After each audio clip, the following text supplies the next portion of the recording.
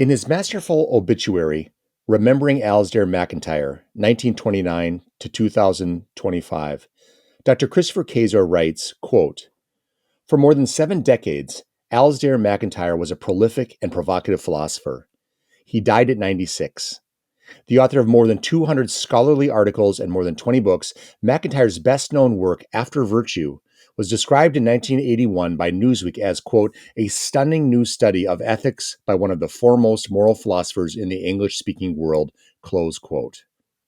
Dr. Christopher Kaczor on the passing of a legendary scholar, professor, and mentor, Alasdair MacIntyre, now.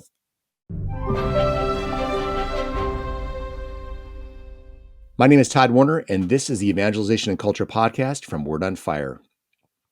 Dr. Christopher Kaczor is professor of philosophy at Loyola Marymount University and honorary professor in the Word on Fire Institute.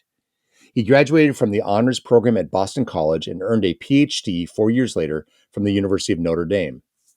A Fulbright scholar, Dr. Kaczor did postdoctoral work as an Alexander von Humboldt German Chancellor Fellow at the University of Cologne.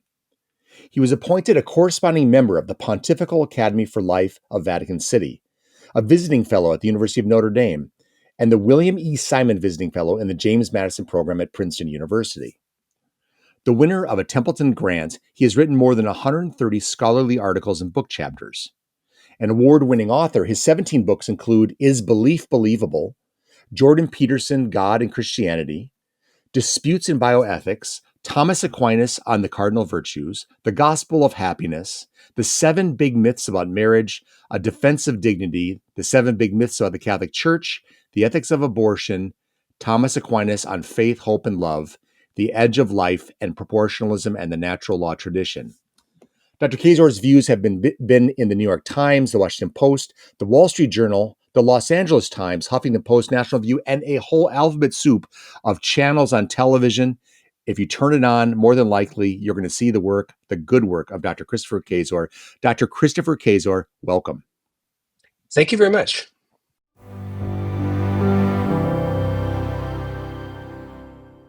Segment 1. Alasdair MacIntyre, the man.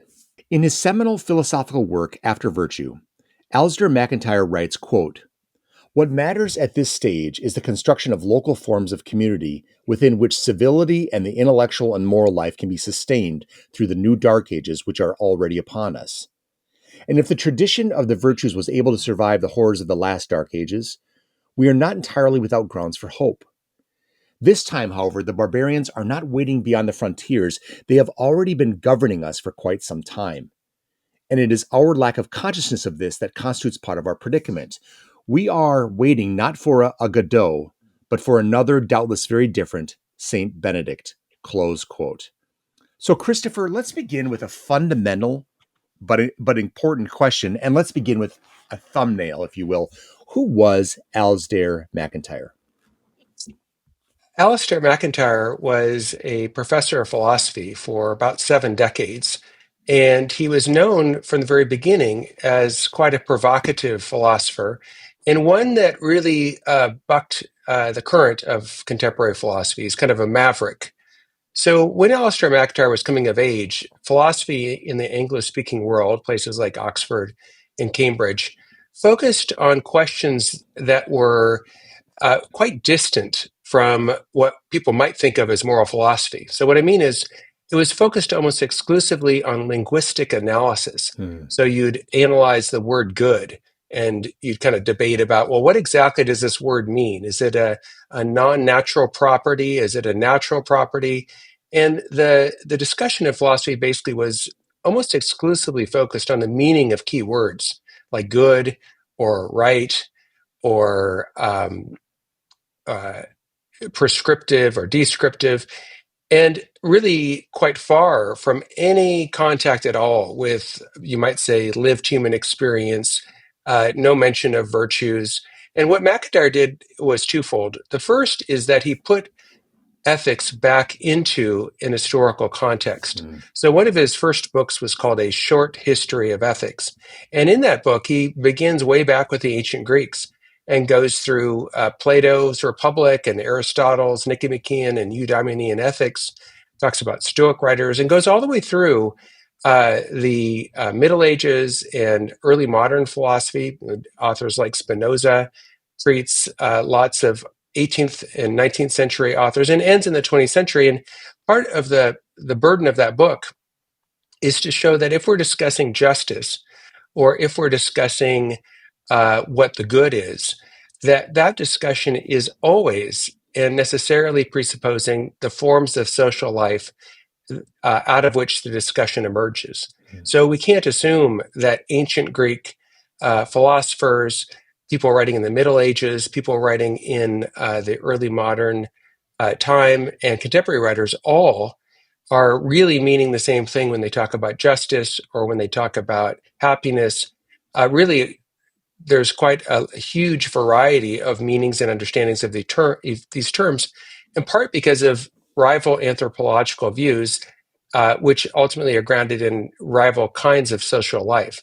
So MacIntyre wanted to reconnect philosophy, not just with an analysis of language, but with, you might say, the concrete. So that was one big, huge revolution that MacIntyre launched. But the bigger and much more significant one, I would say, is to return focus to the centrality of the virtues. Modern moral thought in like early 20th century and 20th century generally was divided in terms of ethics, in terms of a deontological Kantian-inspired view on the one hand, and a utilitarian consequentialist view on the other hand. And virtue ethics just wasn't part of the conversation. And so what MacIntyre did is really bring back virtue as a central key concept for ethics. And credit does have to be given to Elizabeth Anscombe, who in 1958 wrote a very important book, or article rather, Modern Moral Philosophy. But what After Virtue did basically is take some of the seeds planted by Anscombe and really grow them into a quite robust and sturdy tree. And then from MacIntyre's work, I would say that there's been many, many scholars and approaches to ethics that have really very much benefited from overcoming a simple reduction of ethics to duty alone or to consequences alone. You know, Chris, as I hear this, I have no grounding of philosophy, and I just read kind of what the entry level person will be reading. But when did philosophy kind of go wrong? When did it kind of go sideways? I mean, we go back to Plato and Aristotle, and we see the debates and the discussions about what is justice and so on. When did we get to the point that we just started obsessing about the nuances of what this word means and found ourselves so fully removed from the natural flow of everyday life that it was philosophy became somewhat irrelevant? Is that a post Enlightenment into the early 20th century kind of a phenomena? Is it just in the 20th century that really took shape? What would you say? That's a good question. I'm not sure how to answer that question in the sense that I think for someone like MacIntyre, basically Aquinas was kind of ultimately a pinnacle of a sort of approach to ethics that combined a keen attention to social life, a keen attention to particular problems with a very deep theoretical orientation that ultimately is grounded in metaphysics rather than just analysis of language. So I'd say that probably was ultimately MacIntyre's view. I would say a particular moment of corruption came in the early 20th century, in 1903, if memory serves, with a book by G.E. Moore called Principia Ethica. And Moore basically said, all the previous attempts to do ethics have been totally mistaken, and I'm going to really start off ethics the right way. And the right way to start off ethics is by focusing on the good, and I'm going to analyze the very meaning of that term good. And it turns out that what he means by good is that it's a non-natural property that's undefinable and unanalyzable into something more simple. So it's as simple as it can be just to talk about the good. And how do we know the good? We know the good by intuition. And so Moore basically thought that that's the real foundation of ethics. And so more and more students would kind of debate and say, well, what do you think of this? Is this better than that? and they would sort of scratch their chins and look off in the distance and say, "Yeah, I see it. This Mm, this mm, this view is better than that view, or this way of acting is better than that way of acting." And in a way, it became. What's the problem with all that way of proceeding? Well, I think it's mistaken to think about ethics simply as a matter of analyzing the meaning of the term good. right. Analyzing words is important, and it's very important to define words. But ultimately, the right thing to do I think, has to have something to do with the way things are, with the reality of things. And so, simply analyzing a word or analyzing a concept and then just going with your intuition, it strikes me as that's not a very good way to move forward. But basically, 20th century ethics, at least in the English speaking world, more or less revolved around that kind of approach. So people definitely did disagree with More, but people really were just focused on analyzing the meaning of words and the meaning of moral language. And so you see, after More, people like Stevenson, who would say, well, the meaning of moral words is really to try to persuade others. So if I call something good, what I'm really saying is I'm giving you a report of my feelings. Like, I like this, and you ought to like this as well. So it basically means the language of morals is just a language urging approval of this way of action or of this idea for others. And so you do have different developments that come after More, but More really shapes the conversation in a certain way by the presupposition that really it's just an analysis of language that gives us what we need in ethics, and that continued for a very, very long time. But MacIntyre was part of, and MacIntyre was not the only person. I mentioned already Elizabeth Mm. Anscombe, but MacIntyre, Anscombe, and others kind of burst ethics out of this very dry, very stale, extremely boring way of thinking about ethics, is just the analysis of moral terms in terms of their language. There's an earlier podcast I did with the author of the book, The Women Are Up to Something, which explores, I think it's Philippa Foot, Iris Murdoch, Mm-hmm. Elizabeth Anscombe, and now I'm going to forget who the fourth one is, but four women who were kind of in the Oxford philosophical world that basically upended things, and Anscombe most of all. And Mm-hmm. it was brilliant in the sense that it starts off with, I think it was. Oh gosh, there's one of them who was there at the very beginning, was with her mentor. They were coming out of the theater, and basically they had seen a newsreel showing bulldozers pushing bodies into pits, the first revelation of the concentration camps at the end of World War II. And she, as a philosophy student, and her mentor looked at each other and said, philosophy will never be the same again, because if it cannot speak to this, then what's its relevance at all? And see, to your point, what MacIntyre did, but also what Anscombe did in before him, or coinciding with him, it seems like it's saying we need to return to the context and the scenario in which philosophy is fully relevant, as opposed to kind of the jots and tittles of one word or the other. Is that fair to say? Yeah, I do think that would be basically fair to say that the idea of the linguistic analysis also is that it is ultimately morally neutral. So what I mean is it's not aimed at being action guiding in any way. Sure. So the idea would be we would debate and discuss the meaning of right, or the meaning or the relationship between the term right and the term good, and we would debate and go back and forth. But at the end of the day, we might both be uh, terrible people. We might both be good people. We might have totally different views about capital punishment or about whatever issue you want, and yet we might agree on the proper analysis of how to relate the term right to the term good. Mm. So it basically kind of didn't really have an action guiding component at all.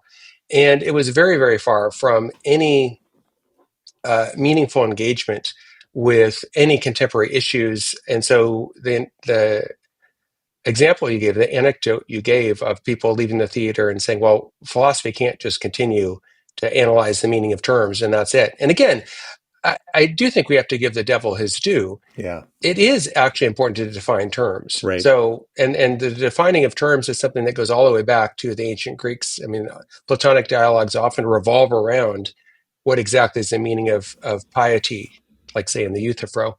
So there's nothing wrong with that, and that is important. But the way it ended up being hijacked, you might say, or overemphasized, was, I think, to the detriment of moral philosophy. So we're gonna delve further into some philosophical concepts as we move along here. But let's go back to Alasdair MacIntyre. When and how did you first meet him? So I very first met Alasdair when I was a student at Boston College. He came there to give lectures. And I knew that something very significant was going on because I showed up for this lecture and it was completely filled. I mean, there are people sitting in the aisles, and it was just 100% filled. And then because I was a philosophy major, we actually got to have a little seminar with him. And the seminar was on lying, and I remember asking him a question, and he answered the question. So I first, had an acquaintance with him in that seminar at Boston College, and I think the year was 1991 or 92. But I really got to know Alasdair when I went to the University of Notre Dame and had my first graduate course with him in 20th century ethics. And I really wanted to impress him because I knew he was a very important philosopher. So I got the syllabus from him in the spring, and I read all the books on the syllabus, and I thought, I'm going to come in here. I'm really going to impress MacIntyre. He's going to think I'm the best thing since sliced bread. And so he came in there and he said, I'm Alasdair MacIntyre, but if you don't know that, you should not be in this class. We looked around, we thought, oh my gosh, this is intense. And he goes, if you want to earn an A in my class, you have to write a paper that I put my own name on. And an A minus means I'd almost put my name on it. And so, the class was 20th century ethics, and we actually read some of the texts that I just talked to you about. We read Moore, we read Stevenson. Yeah. And so anyway, I write my first paper for him, and I'm, wondering how it's going to go. So it comes back with a grade that I had never received before. What was that grade? Well, it was a grade. It's not only I hadn't seen it before, it was a grade that I'd never seen anywhere. I'd never heard of. So it comes back and it says B minus minus. Two minuses. Okay. So I guess that's better than a C plus plus. I was not very happy with that grade. But anyway, he was a very, very stringent grader. He was a very intimidating person. You really felt like you were in a kind of Marine boot camp for philosophy because he really would challenge you. And if you asked a stupid question, he would let you know that was a really stupid question in entertaining ways. So he was a very formidable, very intimidating kind of person. So I have to say that force, you might say, that intimidation did challenge us students to really bring our best work to him. And so I think that, there can be a kind of way of dishonoring students by not really challenging them and demanding the best of them. And I know you're a medical doctor, so I think in medical school, I assume they don't do anything like that. In other words, like they want you to bring excellence. Yep. Right? I mean, people's lives are on the line. Correct. And I think MacIntyre challenged us, to do philosophy in such a way that it really honored this long tradition of bringing your very best to what you're doing. Because philosophy at its best, I think, is the master craft of master crafts. And that's a phrase from MacIntyre that I think is meant to capture the idea that a lot of arts, like the medical art, is ordered to an extremely important good, the good of health. Yeah. And you have other arts like, a mechanic or something, ordered to the good of getting your car working right and transporting you around. But the question of, when to engage in medicine, when to engage in fixing your car, when to engage in this activity or that activity is ultimately a philosophical question. So either implicitly or implicitly in whatever kinds of activities we're doing, we are ultimately relying on philosophy. Now, we can do philosophy either well or badly. We're going to do philosophy one way or the other.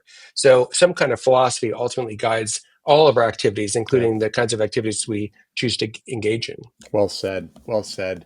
In your moving obituary, Christopher, remembering Alasdair MacIntyre, you relay an insight from Notre Dame graduate Lee Marsh. And Lee said, quote, "When I met Alasdair MacIntyre, I realized how much I did not know and why I should know it."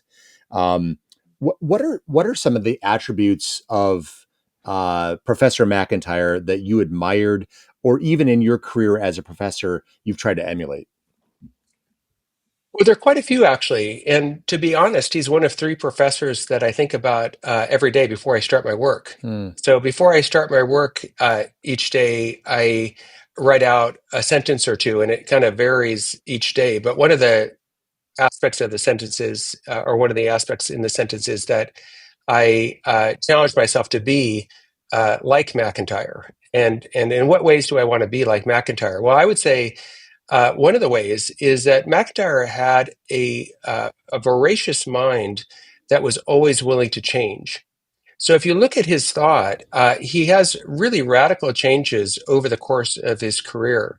So it might be easiest to illustrate this by his religious changes. So he was, at one time, as a young man, a Presbyterian and thought of becoming ordained a Presbyterian minister.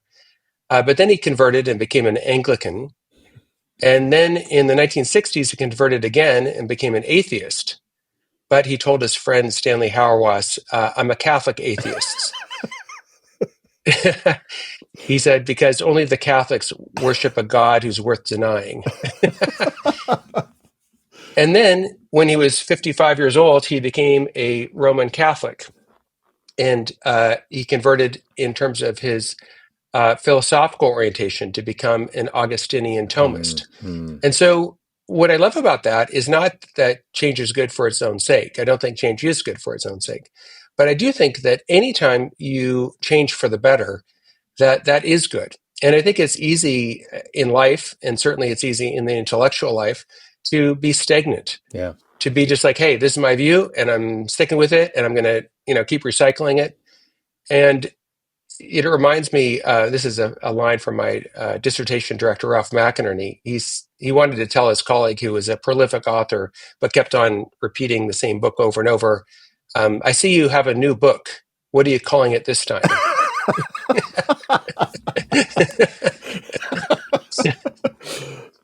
So some people are like that. It's just the same thing, more or less, just written again.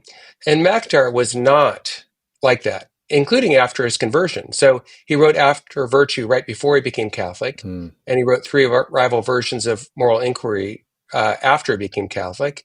And then he wrote Dependent Rational Animals. And towards the end of his life, he wrote a book called Ethics in the Conflicts of Modernity. And if you look within these books, at the beginning of the book, he often says, in this book, I'm revising my view about such and such that I had before. I used to think this, but now, having done more research and thought about more, I think that. So he was someone who was constantly open to learning more truth, constantly open to learning and growing and developing. And I think for myself, that's who I want to be. I want to be of service to others because I'm someone who's constantly growing, constantly learning, reading new books, podcasts, whatever it is, gaining information so that I can really be of greater service to other people. Until we see God face to face, it's always possible to learn more, to grow, to develop. And frankly, even in heaven, right? The finite mind of a human being can never fully comprehend God. Only God's mind can fully comprehend God's infinite essence. So I think the human mind just naturally is on the right path if it's a path of growth, of gaining greater insight. And MacIntyre, I have such respect for him because he was someone who really did that. And part of what I like too about him, a second thing, and then I'll stop, is his synthetic mind. So what I mean is he didn't just read philosophy. He read a ton. In fact, he taught sociology. He was very familiar with psychoanalytic theory, especially Lacan. He drew on literature. He drew on poetry. So he was trying to learn, not just in the narrow avenue, quote unquote narrow, just about philosophy, but really very broadly so that all these different disciplines can all be put together. And then a final thing I'll mention about MacIntyre that I try to emulate, that I find him a real model for, is his work ethic. He worked very diligently his whole life. He wrote every single day he was writing. He wrote so many books, so many articles, and he was someone who was very diligent in trying to share the fruits of his contemplation with others. And I think, that's like Thomas Aquinas, another one of my great models, to try to learn in order to, again, share the fruits of contemplation with others. So I thought he was a great model in that. Among the many virtues you just mentioned about him, what I really appreciated was the mention of him effectively as a striving generalist. And I do think, and I in the practice of internal medicine, we have to be expert in adults, but generalist in everything adults bring to the table. And I teach a lot of literature I bring Dostoevsky and Austen and Dante and Shakespeare to my medical students and residents, because you need to be as good of a student of human nature as you are of the human body. And for a person to be in the modern era, where we have so many specialists and so many people that who are in their specialty become reductionist, that they have a little bit of a warped view. They decontextualize the human experience by just knowing their one corner of the human body and so on. And so I love that notion, because I do think that generalist approach, and I don't know anything about philosophy, but the bottom line is, it strikes me that it's purifying the literature and the poetry and the sociology and the psychology that he's learning would purify the philosophy that he's understanding. Does that seem a fair statement to make? I think it is. I think it is. And I think ultimately a theological context makes sense of that, Yeah. because all reality ultimately depends on the first cause, right? God's the author of all created things. And so all created things from their origin are related to each other. And so it makes sense that to learn about all these different fields is going to be informative, because these things are all ultimately related to each other. And so there is a value in being a real expert in this or a real expert in that. Yep. I don't think you can serve your patients well as a doctor unless you're a real expert in medicine. I Correct. can't serve, I can't do scholarly research in an area unless I'm a real expert. But I think the problem you put your finger on is you can be the kind of expert whose knowledge is so narrow that actually the knowledge ends up getting uh, not properly integrated with the rest of reality, with the Yep. rest of experience. So if you write, 10 books about SCOTUS on practical reasoning, it's like, well, that's great that you're an expert in that, but actually that can and should be related to lots of other things. Yeah. And actually, even your expertise in SCOTUS on practical reasoning will be informed and enriched if you can broaden your horizons a little bit and think about, poetry, think about psychology, think about empirical studies, think about all these different things. Because ultimately, if our understanding and learning is going to be uh, enriching our lives, well, our lives have different dimensions, right? I mean, we all have bodies that are physical and need exercise and nourishment and all kinds of things. We all have psychological aspects of ourselves. We all have intellectual aspects of ourselves and spiritual aspects of ourselves. So it seems to me it really makes sense to try to have our learning integrated and uh, to have our learning integrated into our own lives, and therefore be in a position to help others to integrate their lives. Yeah. And I think MacIntyre was a great example of that intellectual integration. So Alasdair MacIntyre prided himself on never getting a PhD, as you tell us, saying, quote, "I won't go so far as to say that you have a deformed mind if you have a PhD, but you'll have to work extra hard to remain educated," close quote. Now, this reminds me a little bit of the skeptical comment about intellectuals from George Orwell, when he said, quote, "Some ideas are so absurd that only an intellectual could believe them," close quote. Or William F. Buckley Jr.'s comment, the famous comment, when he said, quote, "I would rather be governed by the first 2,000 people in the telephone directory than by the Harvard University faculty," close quote. What, and I know there's a puckishness in this, but I also think there's a reality, it seems, in what he's saying. What was MacIntyre's misgiving about the tendencies that come in higher education? Yeah, I think the issue he is worried about is when someone gets a PhD, they have to write a dissertation. And to write a dissertation, a person needs to be a real expert in one little area. So, for instance, I wrote my dissertation on Thomas Aquinas and proportionalism. So, proportionalism was this moral theory that was quite prominent in the late 70s and 80s and early 90s. And it basically was a kind of form of consequentialism. And so, my dissertation is looking at the use of Thomas Aquinas by these proportionalists, and then assessing whether their use of Thomas Aquinas, whether they were reading him well, and whether they're being fair to him and stuff Hmm. like that. And that's a fine thing to write a dissertation about. The trouble could be this: if I drill so deep into that and I get kind of tunnel vision because I'm so specialized and this is all I'm focusing on, this is all I'm caring about, well, that actually can lead to a certain distortion. Hmm. So what I mean is, if all I'm looking at in Thomas Aquinas is how he relates to these other thinkers or something, well, I'm going to just lose track of and forget his metaphysics, his philosophy of nature, his account of the virtues, all these different things about him. I'm going to ignore or just not have a handle on. And then that's just Thomas Aquinas, right? He's just one thinker in the 13th century. There's, all kinds of centuries before and after Aquinas that could be relevant in some way.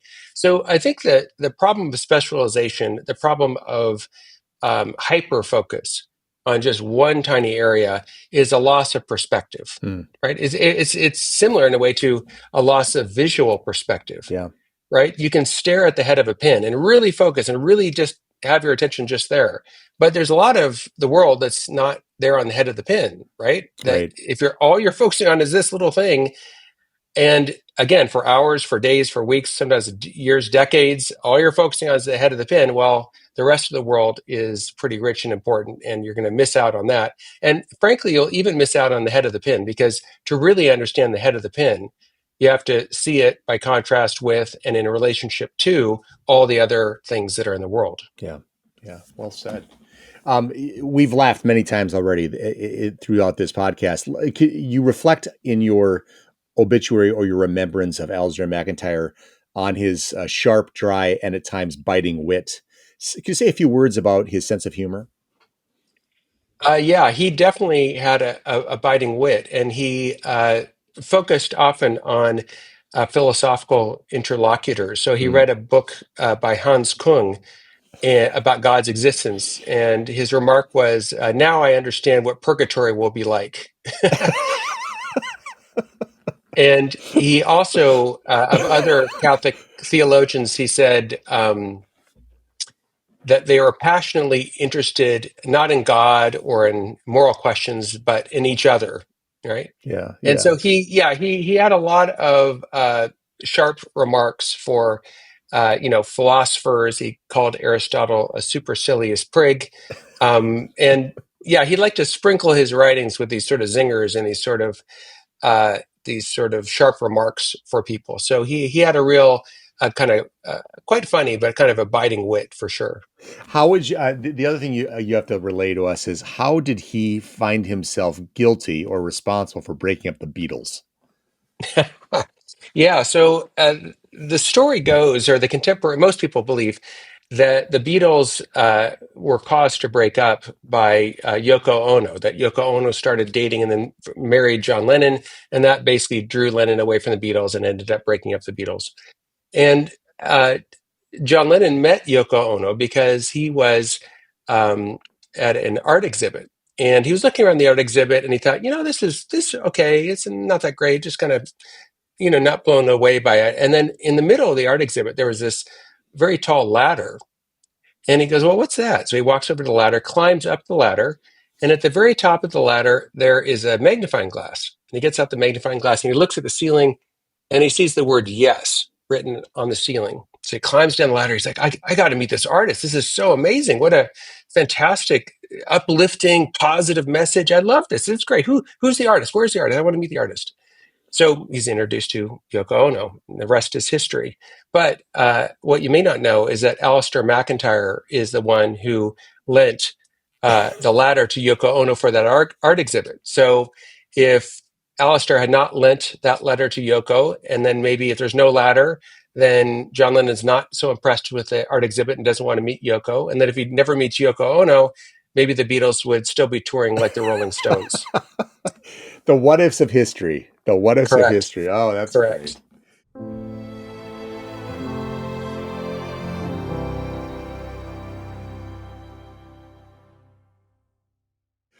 Segment 2. Alasdair MacIntyre, the philosopher. In After Virtue, Alasdair MacIntyre observed, quote, Charles II once invited the members of the Royal Society to explain to him why a dead fish weighs more than the same fish alive. A number of subtle explanations were offered to him. He then pointed out that it does not. Close quote. Now, Christopher, I like this story because it points to the purifying impact of experience and the empiric on the abstract and the theoretical. MacIntyre also noted, quote, every action is the bearer and expression of more or less theory-laden beliefs and concepts. Every piece of theorizing and every expression of belief is a political and moral action, close quote. Did Alasdair MacIntyre keenly sense the indissolubility of theory and practice? Yes, I think he did, and that's part of the reason he pushed back on a certain kind of linguistic analysis that was common in the 20th century. And this analysis was meant to sort of cause a real division between theory and practice. You could just have a theory of the meaning of moral words, and that's totally unconnected, really, to practice. But in fact, MacIntyre pointed out that all ethical claims are related to practice.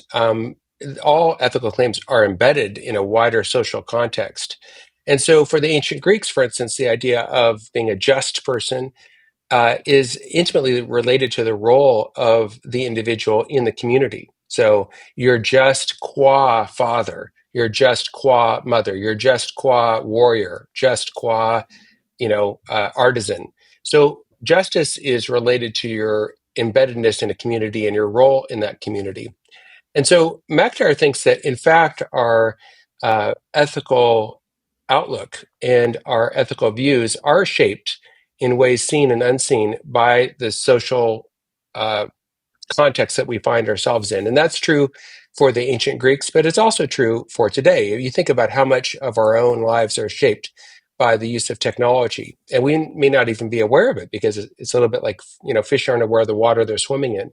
But our lives really are shaped by the technological devices we use, by having an iPhone with us. Even on a physiological level, I've read that having a cell phone on your person reduces your working memory by some percentage Hmm. point or the other. And that if you have your cell phone not on your person, but just in the room, that's not as bad as having it in your pocket, but still there's a reduction. Yeah. And the best is to have it not even in the room, having it in a whole separate room. So we are creatures that are social, and so our the way we act is the way we seek happiness.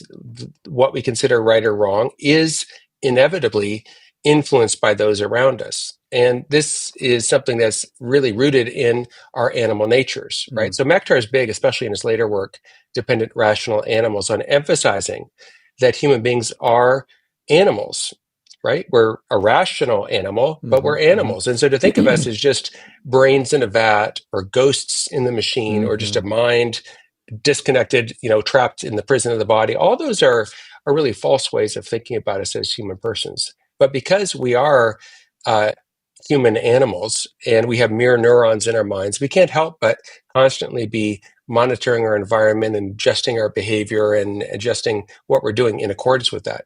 So our theorizing about ethics and what's right and what's wrong and how to become happy is going to be deeply, deeply influenced by the social context we find ourselves in. And I do think that to a degree, this is something that to be aware of this is a partial way of overcoming this. But I do think that there's great psychological pressure on us to be part of the group, right? No one wants to be isolated and alone and excluded. So we want to be part of the group. And so part of that is uh, taking into account what the herd is doing. And I do think that this is sometimes to our detriment, especially in situations where people have what's called pluralistic ignorance. So the idea there is that in some cases, people think everyone, quote unquote, is doing whatever. And that can be a very nefarious influence on us, right? If we think, well, everyone is doing something bad, let's say, that can really pull us and influence us towards doing that. And so, MacIntyre is quite clear on this idea that to understand ethical truth, we have to understand the truth of the human person. And part of the truth of the human person is that we're dependent, rational animals, interdependent with each other, radically dependent at the beginning of life when we're babies and before we're born, and then often radically dependent at the end of life when we're very elderly and maybe have mental disabilities, and then periodically radically dependent in between, right? When we get sick, we're in surgery, we get hit by a car, whatever. So to misunderstand that and to think of human beings as little calculators that are, walking around in the prison of a body is really to radically misunderstand who we are. Christopher, do you feel that when Alasdair MacIntyre came to the scene, interested in philosophy, Was he despairing of the state of philosophy? Was he, you look at the mindset he had and what he brought to the field with his works, and we'll talk a little bit more in detail. But it ran kind of afoul of the early 20th century linguistic hyperanalysis of words and so on. Um, did he despair of it? Did he feel like this is such rarefied air? This is such ivory tower stuff. This is so highly abstract and densely theoretical that it's completely irrelevant? Or did he say, I'm seeing through it to Aristotle, to Aquinas, and now to Anscombe, who's almost more of a contemporary? What's your sense about how a guy, someone who thinks like he thinks, enters into a field that was in a state of, disarray or disrepair, if you will? How did he find his way there and make it moving forward? I think you're right. He definitely did think of it in a state of gross disrepair, and not just philosophy, but really the intellectual life. Mm. So at the beginning of his most famous work, After Virtue, he makes what he calls a disquieting suggestion.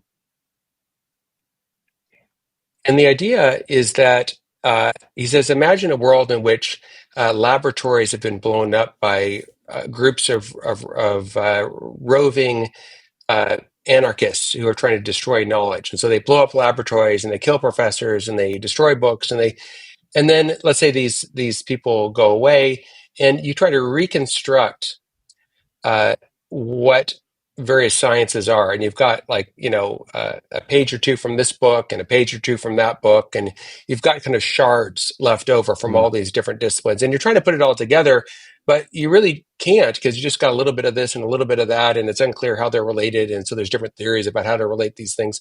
And he said that's really our situation in the contemporary world, where we are the survivors of a shattered synthesis.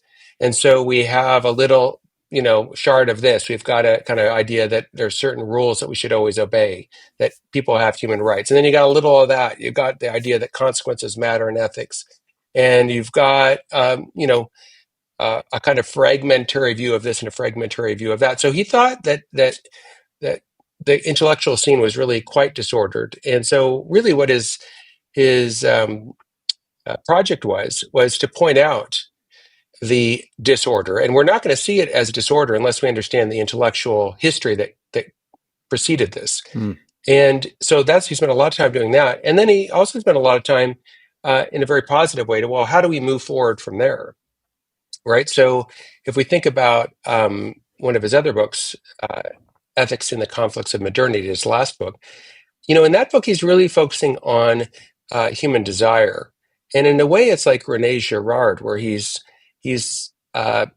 noting how our desires are much more plastic, much more malleable than we might initially think. So Girard, of course, famously said that man comes to know what he desires by looking at what other people desire. So if everybody's driving a Tesla, well, then you think, I got to get a Tesla. Look, this is the way to go.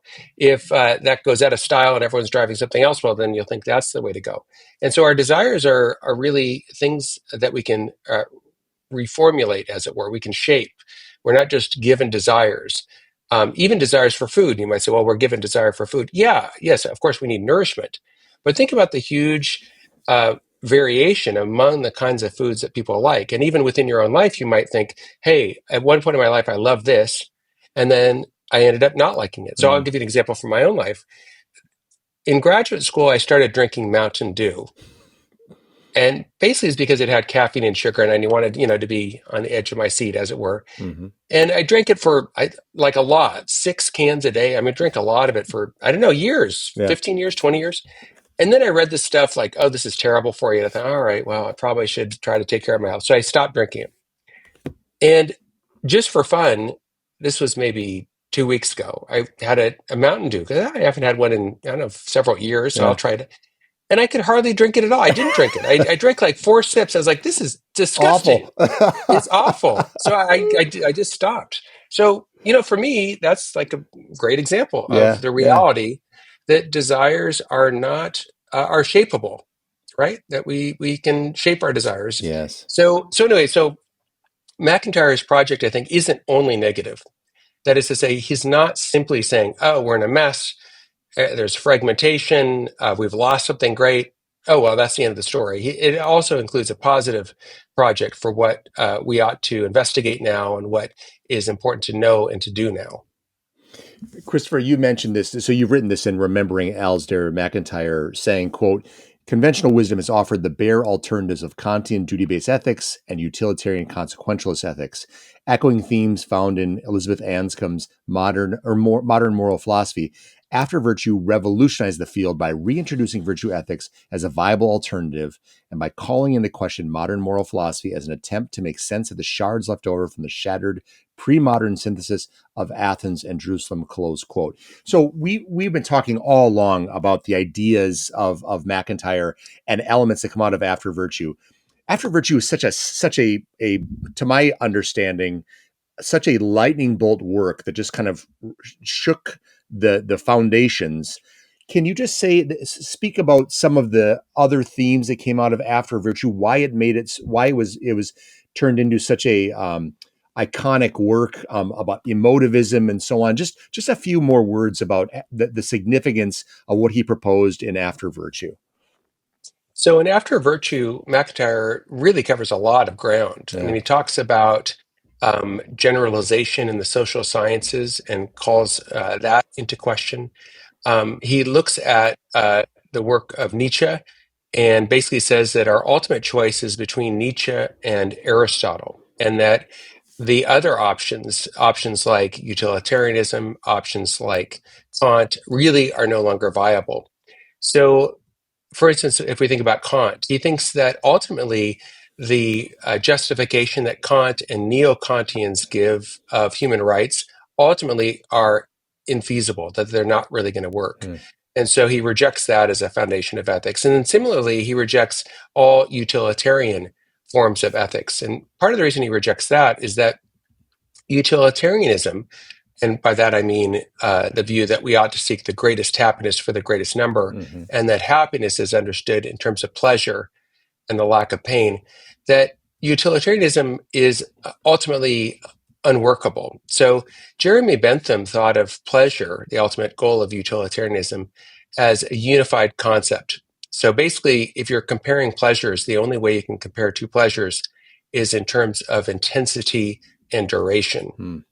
Mm. But then John Stuart Mill, a later utilitarian, said, no, there's higher pleasures and there's lower pleasures. So the higher pleasures would be distinctly human pleasures, like playing the piano or having a good conversation with a friend or appreciating beautiful art.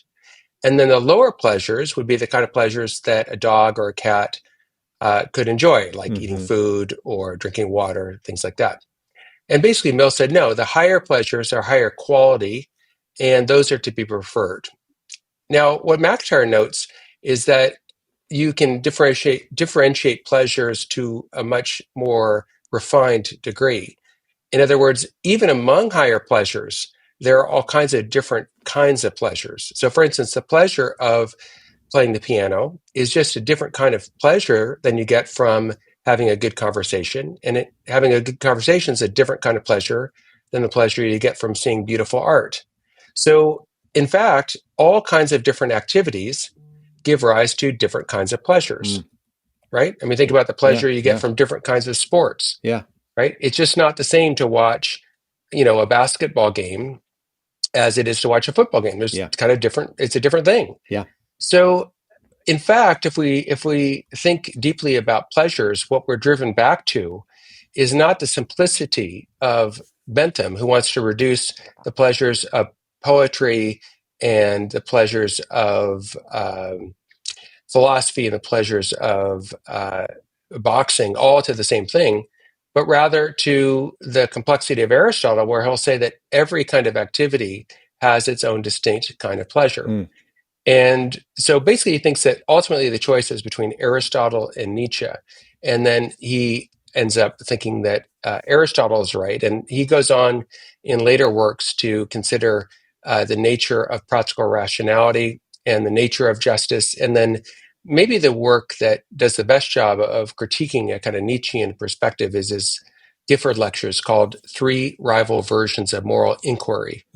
And in that, he compares what he calls the genealogist, so that's Nietzschean view, with the encyclopedist, So that would be the Enlightenment view, people like Kant and Mill. Mm-hmm. And he compares that to the Thomistic Aristotelian Augustinian view that he himself defends. Mm. So that's a great place for people that want a little bit more accessibility to the work of MacIntyre to look. What a wonderful summary, Christopher. And let me ask you this: how was it received? I mean, at the time that it was released, how did the dug-in, older school, linguistic bound, again, not taking that linguistics doesn't matter, but let's say linguistic tunnel visioned philosophers, how did they receive MacIntyre's work? Was it a shot across their bow? Was it dismissed out of hand? Was it actually opened up as a new way of thinking, and even they grudgingly reckoned that this is a new way of thinking about things? What was the general reception? I'd say the general reception of After Virtue was actually extremely positive. Mm. So philosophers like Bernard Williams reviewed it. If I remember correctly, Thomas Nagel reviewed it. So you had a lot of very, very high profile contemporary philosophers who reviewed it in a positive way. And I think what they saw is that uh, even if you disagreed with MacIntyre, he is asking and answering provocative questions. So they saw it as what it was, a deeply learned work that's engaging with a whole variety of sources in a very skilled way. And so I think they did appreciate it. Now, did this actually change the field of moral philosophy? I would say to a degree it did. In other words, I would say that I think almost everyone would agree that After Virtue was one of the top 5 most important books written in moral philosophy in the 20th century. And I'd say probably in the top 3, and for many people, the most important, but I'd say certainly in the top 3. So I would say more influential in the field would be a work like John Rawls's Theory of Justice. Mm-hmm. So that seems to me that is, in fact, more influential in the field than After Virtue was. And then more influential in general would probably be Peter Singer's Animal Liberation. Mm. So that was, incredibly influential, not so much in philosophy, but outside of philosophy. But MacIntyre's After Virtue, it seems to me, is, in that very elite category of books that fundamentally caused the field to reconsider things and did launch a whole new field of inquiry, as it were, and a rejuvenation of virtue ethics. So we've talked a lot about Aristotle and Aquinas. We've talked about Nietzsche. We've talked about Kant and Mill, and just where they fit into the landscape of where Alasdair MacIntyre is kind of leading us. Tell us about Karl Marx and how he figured into the life of Alasdair MacIntyre.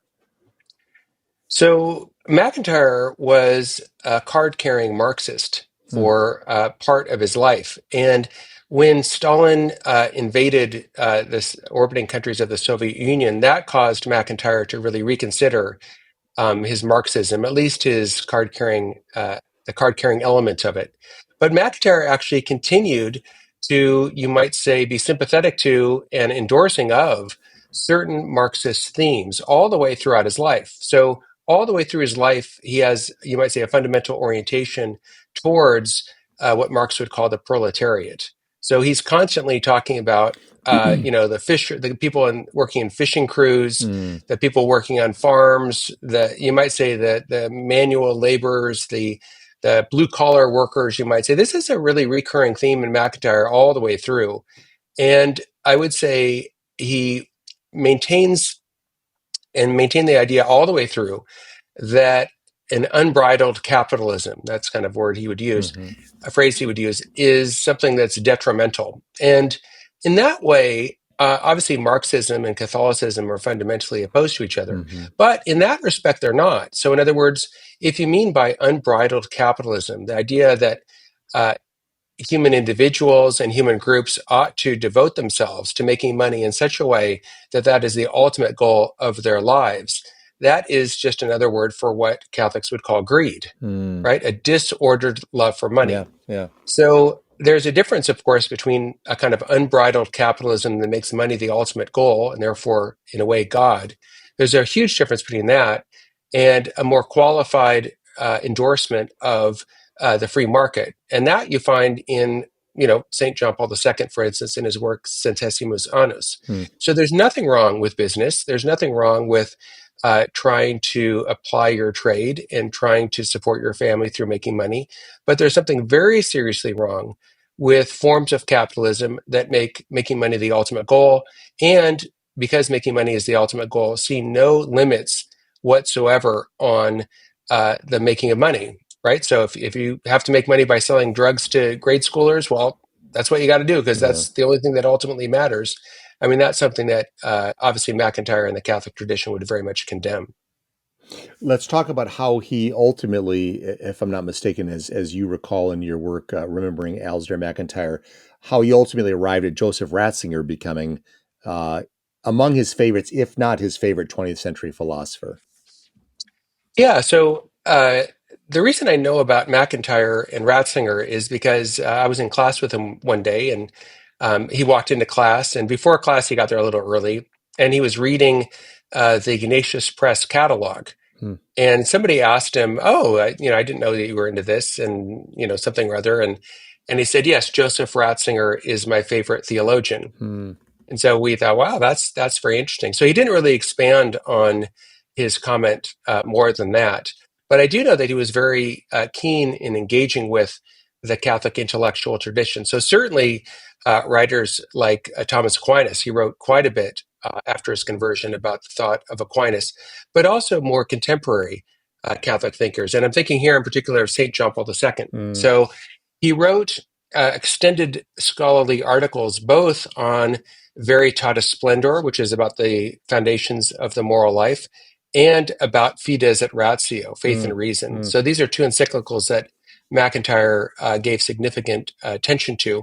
And so I know that he was very influenced by the thought of these two figures, but even more so by the thought of Edith Stein. Hmm. So Saint Teresa Benedicta of the Cross, before entering Carmel, was known as Edith Stein, and she was a German philosopher who studied under Heidegger. Studied under Husserl. Hmm. And Husserl had a number of students, but the two of the most famous would be um, uh, Heidegger and Edith Stein. And so Hmm. one became a Nazi, and the other, Edith Stein, died in the concentration camp at Auschwitz. And MacIntyre had a great devotion to her. In his office, I know there was a Gaelic cross and then a photo of Edith Stein Hmm. in his office. So he had a great devotion to her, and he wrote a whole book about the thought of Edith Stein. So this was also someone that he very much respected and tried to learn from. Just because you're on that we're on this topic. What did he make of existentialism? Along the lines of Merleau-Ponty or a Sartre or even a Camus in his absurdism. What was his general sense about that body? And I know there's a deviation in many respects between a Camus and a Sartre and so on. But Yeah. what's your sense about his perception of that line of thought? Well, MacIntyre had much more engagement with Anglo philosophy. And this makes sense given that his whole career he taught at Anglo schools, he taught Oxford, taught in the United States at Duke, taught at Notre Dame. So he really focused on more English speaking philosophy, Sure. but he did engage with so-called continental philosophy. So Edith Stein Mm. is the primary one, but also he engages quite a bit with Heidegger. So in his book, Dependent Rational Animals, he has a whole treatment of Heidegger's account of animals. And basically what he says is that uh, in Heidegger's view, animals can't characterize things as such. So they have sense encounters of individual things, but they can't, according to Heidegger, categorize things as such. Mm. And what MacIntyre points out is that the examples of animals that Heidegger appeals to indeed cannot characterize things as such. Mm. But what Heidegger doesn't do, is have any um, treatment of higher animals with more intelligence. So, in other words, animals like chimpanzees, animals like elephants, animals like dolphins. He just doesn't talk about that. And Mm. then MacIntyre makes the case that although Heidegger may be correct when it comes to lower animals like dogs or something, he does not seem to be correct when it comes to higher animals like dolphins or Mm. like chimps. So he does engage with Heidegger. He does engage with the so-called continental tradition, especially with Edith Stein, but to a lesser degree with figures like Heidegger in some of his works. Gotcha. In remembering Alasdair MacIntyre, Christopher, you write, quote, according to MacIntyre, quote, man is in his actions and practice, as well as in his fictions, essentially a storytelling animal, close quote. Ethical questions presuppose narrative questions. As he puts it, quote, I can only answer the question, what am I to do? If I can answer the prior question, of what story or stories do I find myself a part? Close quote. So, Christopher, why did story and narrative figure so centrally into MacIntyre's philosophy? So for MacIntyre, to think about the question, what I ought to do, it's vital to consider the context that I'm in Hmm. and vital to consider who I am and with whom I'm relating. And all those questions, who am I? Who am I relating to? What is the context I'm in? Are questions that really stories help help us to understand. So it might be easier if we think about someone else. Like if I say to you, Todd, I've never met your mom. Tell me about your mom. I doubt you're going to say, "Oh, my mom was, 5'4" and she weighed 120 pounds and she was left-handed." And I mean, you might say that, but I really doubt you would. I think rather what you do is you'd probably tell me about your mom's virtues, I hope, or maybe her Mm-hmm. vices, Mm-hmm. and you'd probably tell me a story or two to help me understand really who she is. Hmm. And I think that's true also to a degree of our self understanding. In other words, yes, of course, that we have physical facts about ourselves. I'm 6 feet tall, I weigh 175 pounds, whatever. I mean, all these physical facts. And those are relevant, especially in some situations. But more important for my real identity is my role as a husband, my role as a father, my role as a son, my role as a grandfather. All these are offices that I hold that are much more important than how much I happen to weigh at this moment. Right? For me to gain 10 pounds or lose 10 pounds, it doesn't really matter much at all in terms of my overall path of life. Whereas to be a father, to be a husband, to be a son, to be a Yes. brother. These are things that are absolutely central. And for me, to be a Catholic. So we understand who we are by the roles that we hold, and we understand the roles we hold because of the stories that we have about ourselves. So why am I married? Well, I got married, and I have in my mind a kind of video reel of my wife walking down the aisle and me Mm-hmm. standing up there, and I've got this whole story in my mind about that. I claim to be a father. Well, I'll tell you the story of that. I Yeah. was there when the Yeah. baby kids Yeah. were born, and I can tell a story about teaching them to swim and whatever else. Those stories inform who I am, and they inform who I am to such a degree that it's hard to think about the right thing to do unless we put ourselves in the story of our lives and think about, well, who am I? And even more important than who am I think, is the story about who I want to be. Yeah. Right? Who do Yeah. I want to Yeah. be? Where do I want to end up? If we think about our lives as a journey, right? Right now we're like Dante in the middle of our life. And we might be lost in the forest. We might be climbing Mount Purgatory, but we're somewhere in the journey of our Mm-hmm. lives. Mm-hmm. And you think about, well, who am I and where do I want to go? To know where to go, you have to know two things. You have to know your current location and you have to know where you want to be, Yeah. right? Because if you know where you want to go, but you have no idea about your current location, you're not going to be able to get there, right? If I want to go to Seattle, but I have no idea if I'm in Los Angeles or in Toronto, Yes. well, I won't know which direction to travel in. I got to Yes. know Yes. both things. So stories help inform that. They help inform us as to who we are, our current identity and history, and they help inform us as to where we want to be. Because if you have a story in your mind that the ultimate purpose of human life is just to increase pleasure as much as possible, well, that presumably that story about who we are is going to lead to different sorts of choices, presumably, than the story that we're ultimately called to love God and love neighbor and to share forever in perfect happiness. That's a different kind of story than the story that we're just random, meaningless things here on earth that, the best we can do is enjoy as much pleasure as possible here and now. It's interesting because this again leads me back to my field of medicine, where in the scientism minded aspects of medicine, where it's all empiric, it's material, it's reductionist. It makes me think about William Osler, who was one of the godfathers of internal medicine that put Johns Hopkins on the map, when he said, the good doctor treats the disease, the great doctor treats the patient who has a disease. And the narrative of the patient that's coming in there, of course, we need to know how to treat heart failure, how to diagnose, pneumonias, how to manage pulmonary emboli or cancers and so on. That's central to what we do. But we need to fully embrace the notion of being a physician means to embrace the person that brings the problems with them, and that human touch and that engagement on that level. To my way of thinking, it's what makes it a vocation as opposed to a job. And so it strikes me, this is it so resonates what he is saying, as opposed to dissecting. It's sort of like, you dissect the animal on the table, and you'll say, aha, I've discovered everything. Now run along, animal. And the animal is a corpse. It's deceased. Its life is it's bereft of life, and so on. So this strikes me as comporting with reality, the fact that we are not just biological creatures. We are story bearing individuals with a direction. Yeah, I think that's right. And that's certainly MacIntyre's point, is that if we want to understand ourselves, in fact, we do tell stories about ourselves, Yeah. right? And you think about any friendship you have. When you get together with friends, I don't think typically people, recount, hey, today I'm weighing 174, I was 176 yesterday. I mean, you don't typically recount Yeah. things like that. You tell each other stories. You Yeah. say, oh my gosh, let me tell you what happened at work. I got to work and I thought I was going to get a big raise, and I went in to see the boss and I produced this huge thing of work. And then the boss said, I'm firing you tomorrow. And, oh my gosh, I can't believe this. And right. I mean, that's what you do with friends, right? Yeah. You tell the Yeah. story of your life. And I think that MacIntyre wants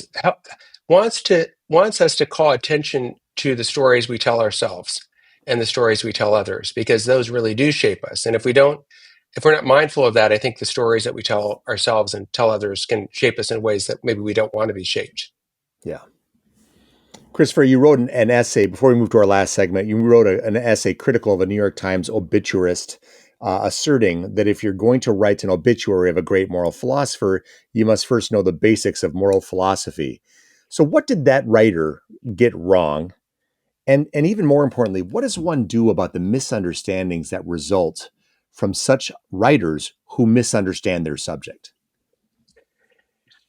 Yeah, the writer for the New York Times obituary, it seems to me, had a kind of axe to grind. Mm-hmm. So he seemed to simply search out people that disagreed with MacIntyre and cite that, and really ignored giving the reader any actual understanding of the broader context of MacIntyre's work. And part of the reason that the writer did this is that I think the writer doesn't understand enough about the state of moral philosophy. Mm. So what he did in the obituary is to say, well, MacIntyre is a maverick philosopher. And that much is fairly true. And he thought he was a maverick because he rejected emotivism. And he understood emotivism to mean the claim that there are truth and falsity in moral claims. So if you're an emotivist, you think there's no truth or falsity in moral claims. Now, all that is just making a hash of actually what moral philosophy thinks. So first of all, most moral philosophers believe in moral truth. In other words, most moral philosophers are what are called moral realists. That is to say, they think that just as there are truths in mathematics, and if you think 7 plus 5 equals 13, you're just wrong, so too there's truths in ethics. And so, for instance, if you think that raping people is okay, you're just wrong, right? So most philosophers are moral realists. And further, his understanding of what emotivism is all confused. So moral emotivism is the view that we talked about this a little bit earlier, championed by Stevenson and others, that the meaning of moral terms is simply to express emotions. So in other words, if I say rape is wrong or murder is wrong, that's just another way of saying hurrah or boo for rape. Or if I say caring for others is good, that's just a way of me saying hooray for caring for others. So emotivism basically claims that all moral language is simply a matter of emoting and sharing your feelings about something. And the author of this New York Times obituary thinks, well, that's just what most philosophers think. That's totally wrong. Almost all philosophers today reject emotivism. It's true, a very popular view in probably 1950 in Oxford and Cambridge, but very quickly philosophers came to reject emotivism. And so it's not really a popular view today to think of moral reasoning simply as saying, boo or hooray for whatever. And one of the reasons almost all philosophers now reject emotivism is that they recognize that moral disagreement is real. Whereas reporting of your emotions is not it's not something that you can have a real conflict or a real disagreement about. So in other words, if I say to you, I'm sad today, and you say to me, I'm happy today, we're not disagreeing, Mm, right? right. I can say, oh, I'm sorry you're feeling that way, or I'm glad that's just stating my feelings right now. Mm-hmm, mm-hmm, But philosophers recognize that when I say we ought to, I don't know, raise the minimum wage, and you say we ought not to raise the minimum wage, or I say I think affirmative action is right, and you think affirmative action is wrong, there's an actual disagreement. mm, People don't see eye to eye. But if the emotivist view of moral language is correct, disagreeing and saying, I think this is wrong, you think this is right, is not really disagreeing at all, because I'm just saying I feel good about it, and you're saying I feel bad about it, and that's not disagreeing any more than it's disagreeing to say I'm hungry right now, mm. and you say I'm not hungry right now, right? That's not a moral disagreement, or that's not Right, a disagreement of any kind. right, So right. anyway, most philosophers, almost all of them, reject emotivism today. And this author thought almost all of them held emotivism. So he just was incapable, given his lack of knowledge of what contemporary moral philosophy is about, of actually giving a proper obituary to a moral philosopher. Mm, So it'd be a little bit like if someone assigned me, write an obituary about this famous painter. mm-hmm. Like, my knowledge of painting is so shallow. I mean, I can't even tell you. I mean, I have no idea about various schools of contemporary painting and how they relate to schools in the past. I have no idea at all. Yeah, So I could write something. I could say he was born on this day, he died on this day. I could marshal a few quotations from painters that love him or hate him, but I can't personally. right. I just don't know enough about painting to really give a good obituary of a famous painter. Hi, I'm Tod Worner, Managing Editor of Evangelization Culture, the journal of the Word on Fire Institute. Word on Fire is a global evangelical community that exists to provide our members with the resources they need to proclaim Christ to a secular culture. Our award-winning quarterly journal, Evangelization Culture, is offered exclusively to Word on Fire Institute members. It's a tangible representation of our mission and goal to lead with beauty in order to bring others to the knowledge of truth. Inside each issue, you'll find writing from premier scholars and inspiring pieces on literature, culture, and daily life from fellow missionaries on the journey to know and serve Christ. Get a copy of the current issue of the Evangelization Culture Journal for free by visiting wordonfire.org/journal. Thank you, and join us in bringing Christ to a hungry culture.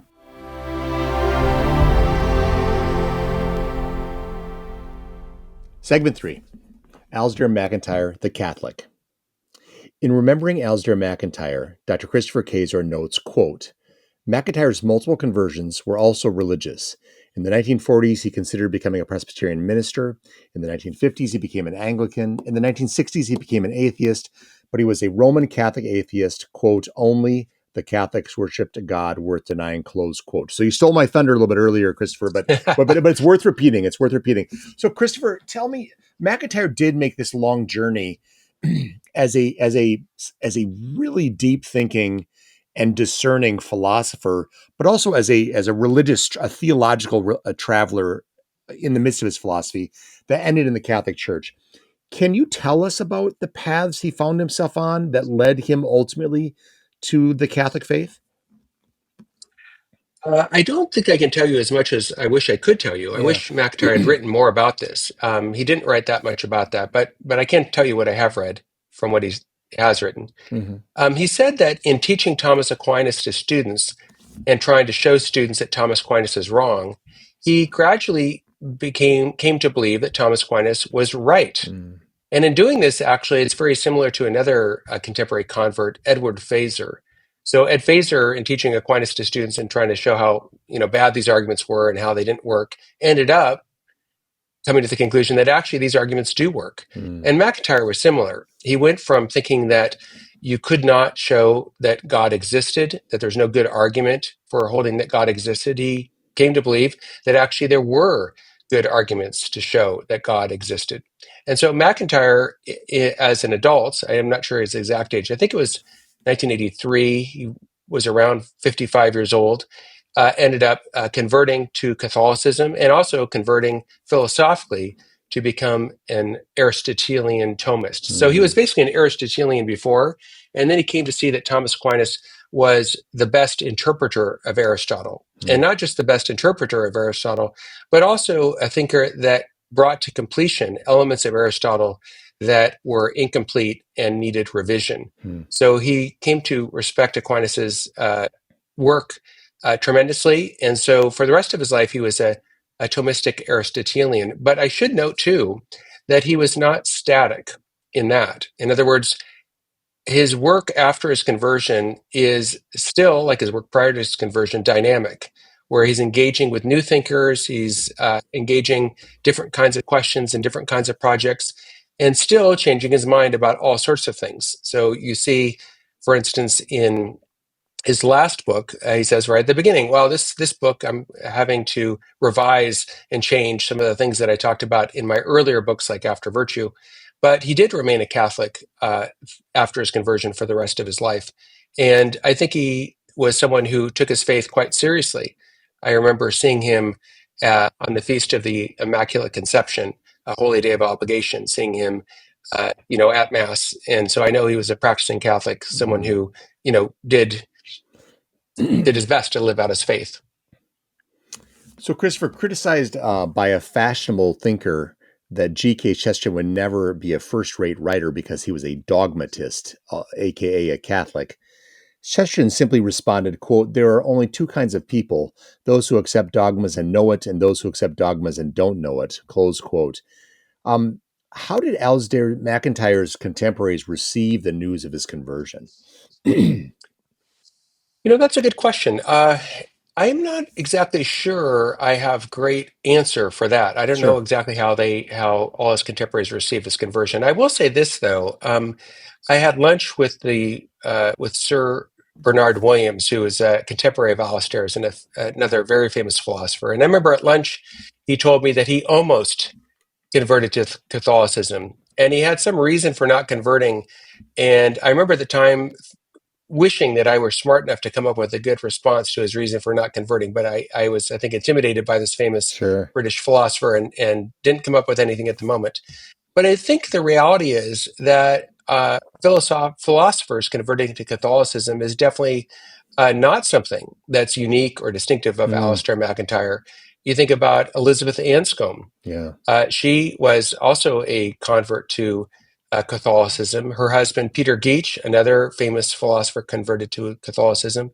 And even in our own time, there are philosophers still converting to Catholicism. A famous recent example is the philosopher David Solomon, who was a great friend of Alasdair MacIntyre and taught with him at Notre Dame for many years. And he converted to Catholicism last May.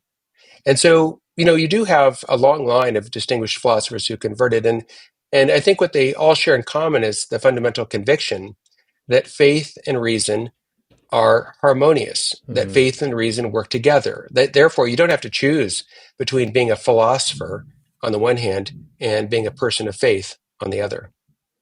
Yeah, this gets into my next question, which is, do you think that honest academic inquiry performed to do your best to minimize bias, do you think it will inevitably lead most people to be confronted with the actual existence of God? Do you think that that's, I mean, I'm not trying to say everybody's journey is the same, but it strikes me that when people, so many times I hear this story about people that are reckoning honestly with what Aquinas is doing as he gives these steelman arguments, so he can basically say, here are the best arguments against this, but then he basically disproves them again and again. So again, do you think the honest academic inquiry, minimizing bias in general, will lead a person to God?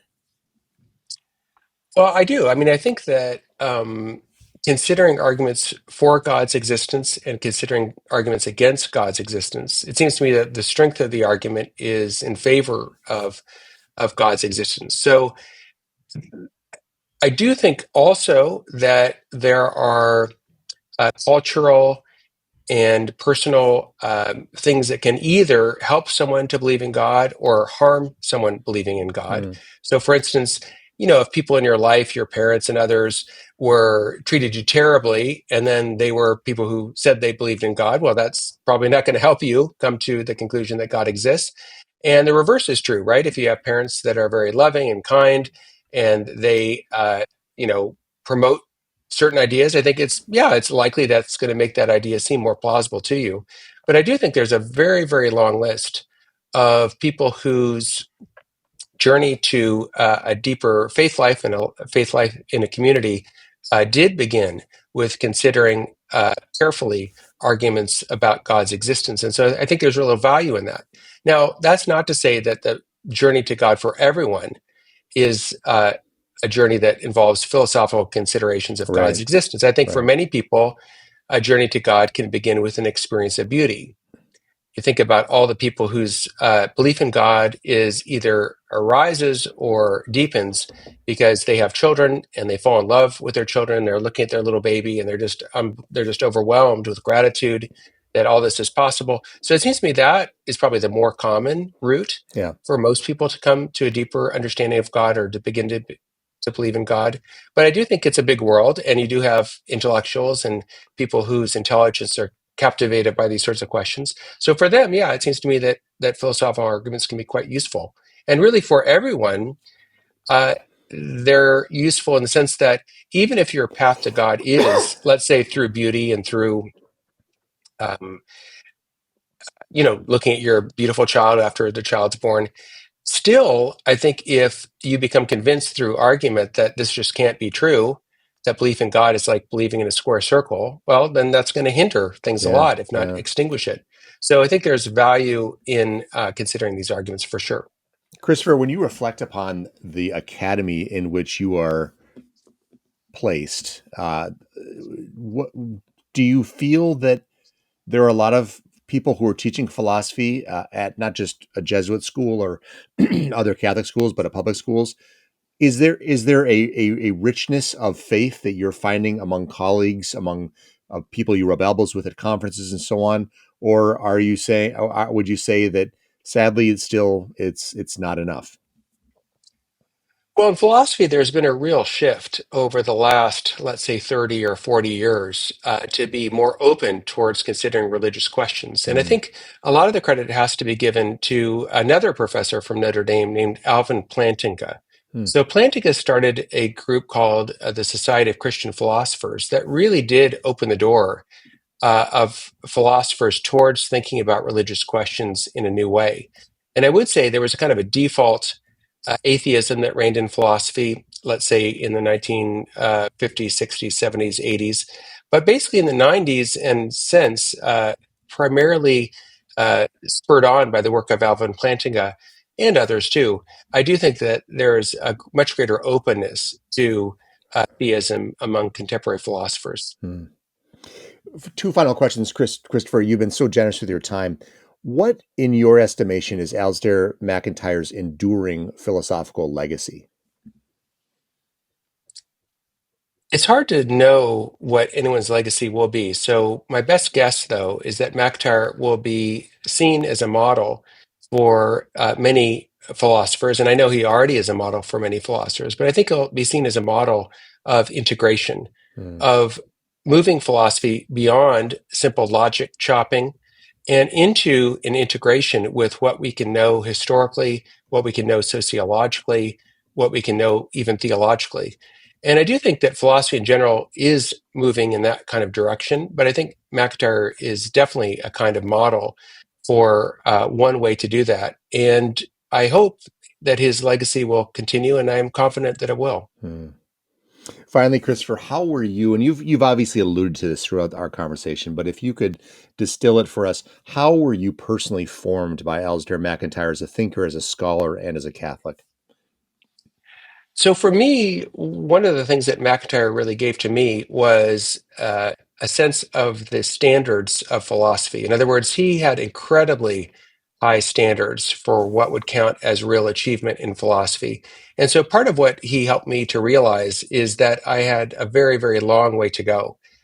But part of that too is to realize that to do philosophy is not like to arrive in Cincinnati, that you get Mm, there and you're mm, done, but rather that the journey really is ongoing. So part of what I try to do is to take him as a model for ongoing education, ongoing learning, ongoing insight. So my own practice is to try to read at least one chapter from a philosophical book every day. And I basically alternate a contemporary book with a non-contemporary book. So for instance, I got done recently reading MacIntyre's work, Whose Justice, Which Rationality? And then in between, I read a book by Thomas Aquinas called The Compendium of Theology. So basically, my habits to sort of go back and forth. And part of that is due to MacIntyre, right? That he thought that we can be imprisoned in a contemporary uh, mode where we take for granted what everyone is saying now because we don't have a historical sense of what has been done, said, and thought in the past. And if we do have a sense of what's been done, said, and thought in the past, that can open up the present to us to new possibilities in a way that if you're just absorbed in only the contemporary, you just don't see the options really available to you. So C.S. Lewis said a similar remark about alternating between contemporary reading and non-contemporary reading. I think that's very insightful. Um, MacIntyre also is a model for me in terms of diligence at work. So he wrote every day, and that's something that I too try to do, is to write at least a little bit every working day. And I guess finally, part of what I admire about Alasdair is the longevity of his work. So he died at 96. He was still giving public lectures at 93. Wow. And I think, writing books in his late 80s. So I think, look, if I can be someone like that, really be of service to others through speaking and writing and applying my craft as a philosopher, that's something I would really want to do. It seems to me that I've been very lucky because I've had the leisure to have time to read and discuss and debate these things. And I've been unbelievably lucky in terms of the mentors that I've had. So, we've talked about Alasdair MacIntyre, but my real model is not MacIntyre, but his good friend, Ralph McInerney. So, I've had these kinds of teachers that now are dead and no one's going to have them again as a teacher. And I think, wow, I've been given so much and I'm not half the philosopher either one of those men were, but I can do the best I can do. And if I do the best I can do, hopefully that'll help other people too.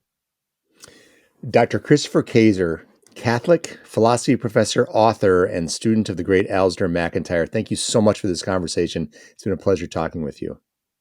Thank you, Todd. It's been a pleasure speaking with you too.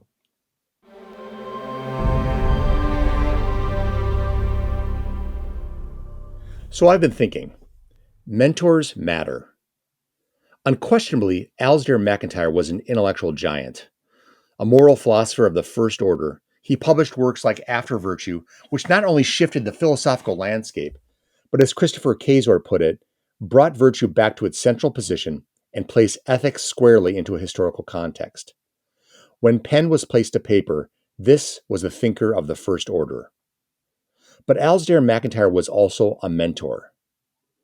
Winston Churchill once lamented that, quote, "my education was interrupted only by my schooling," close quote. And though he learned vast amounts by his own self-directed learning, the University of One, as he dubbed it, he lamented that he had no guide to sharpen him, to point him in this direction when he had read that book, or that direction when he had read this book. What Churchill didn't have in his schooling was a mentor. Likewise, Flannery O'Connor sardonically quipped, quote, "total non-retention has kept my schooling from being a burden to me," close quote. Years after her formative schooling, she would write innumerable letters, giving advice but also seeking it from priests, writers, and friends. The full flowering of Flannery O'Connor came in part at the hands of helpful mentors. For Christopher Kaczor and a generation of others, Alasdair MacIntyre was a mentor. Whether it was a B that he gave to Christopher, or it was an intellectual epiphany in class, whether it was a meaningful passage in a lesser-known book, or it was a silent model of faith standing quietly during Mass in the back of the church, MacIntyre was a mentor. As I quoted in our interview, one student confessed, quote, "when I met Alasdair MacIntyre, I realized how much I did not know and why I should know it," close quote. It seems, I might add, that as a mentor, Alasdair MacIntyre helped him and many others find their way. As I write this, I'm surrounded by thousands of books, journals, and papers. My library is a treasure trove of information. But wisdom comes when I discuss these ideas with family and friends, mentors and students. It comes in the human experience of growing gleefully together in the exhilarating life of the mind. For Christopher Kaczor, an accomplished Catholic philosopher in his own right, Alasdair MacIntyre opened that life up to him. What a grace. Alasdair MacIntyre, requiescat in pace. And one last thing. When you have the time and the headspace, read Alasdair MacIntyre's seminal philosophical work, After Virtue. But in the meantime, read Remembering Alasdair MacIntyre, Christopher Kaczor's warm tribute to the life of a good and great man. To learn is one thing, but to grow wise at the feet of a master is another. May God send us all extraordinary mentors. Thank you once again for joining me on the Evangelization Culture Podcast. I'm Tod Worner, and until we meet again, keep bringing Christ to a hungry culture.